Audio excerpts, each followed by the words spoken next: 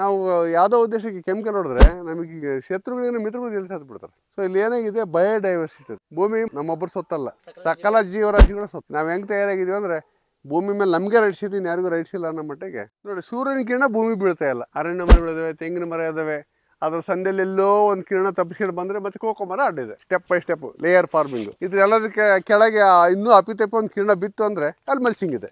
ಭೂಮಿ ಬಿಸಿಲು ತಾಗದೇ ಇರೋದಕ್ಕೆ ತೇವಾಂಶ ಉಳಿಯುತ್ತೆ, ನೀರು ಡ್ರೈ ಆಗಲ್ಲ. ಮತ್ತೆ ಅಂದ್ರೆ ವಿಂಡ್ ಫೋರ್ಸ್, ಹೊರಗಡೆ ಗಾಳಿ ಬೀಸ್ತಾ ಇರುತ್ತೆ, ಇಲ್ಲಿ ಕಡಿಮೆ ಇರುತ್ತೆ. ಮರಗಳು ಜಾಸ್ತಿ ಇರೋದಕ್ಕೆ ಗಾಳಿ ಪ್ರಮಾಣ ಕಡಿಮೆ ಇರುತ್ತೆ. ಗಾಳಿ ಪ್ರಮಾಣ ಕಡಿಮೆ ಇದ್ದಾಗ ಏನಾಗುತ್ತೆ ಹೇಳ್ರಿ, ತೇವಾಂಶ ಡ್ರೈ ಆಗದಂಗೆ ಇರುತ್ತೆ. ಒಂದು ಬೀಜ ಭೂಮಿಯಲ್ಲಿ ಹಾಕಿದಾಗ ಅದನ್ನೊಂದು ಹುಳ ತಿನ್ನುತ್ತೆ. ಅದನ್ನು ದಾಟಿ ಒಂದು ಸ್ವಲ್ಪ ಚಿಗುರು ಬಂತು ಅಂದ್ರೆ ಅದನ್ನ ಕತ್ತರಿಸ್ಲಿಕ್ಕೆ ಒಂದು ಮಿಡತೆ ಬರುತ್ತೆ. ಅದನ್ನು ದಾಟಿ 3 ಎಲೆ ಹಾಕಿ 4-5 ಎಲೆ ಹಾಕಿ ಸ್ವಲ್ಪ ಮುಂದಕ್ಕೆ ಬಂತು ಅಂದ್ರೆ ಅದನ್ನ ತಿನ್ಲಿಕ್ಕೆ ಕುರಿ ಬರುತ್ತೆ. ಅದನ್ನ ದಾಟಿ ಇಷ್ಟು ಹತ್ರ ಮರ ಆಯ್ತು ಅಂದ್ರೆ ಮೇಕೆ ಬರುತ್ತೆ, ಕಾಲು ಚಾಚ್ಕೊಂಡು ಹಿಂಗೆ ಎಳ್ಕೊಂಡು ತಿನ್ನುತ್ತೆ. ಇನ್ನೂ ದೊಡ್ಡದಾದ್ರೆ ಈ ದನ ಕರು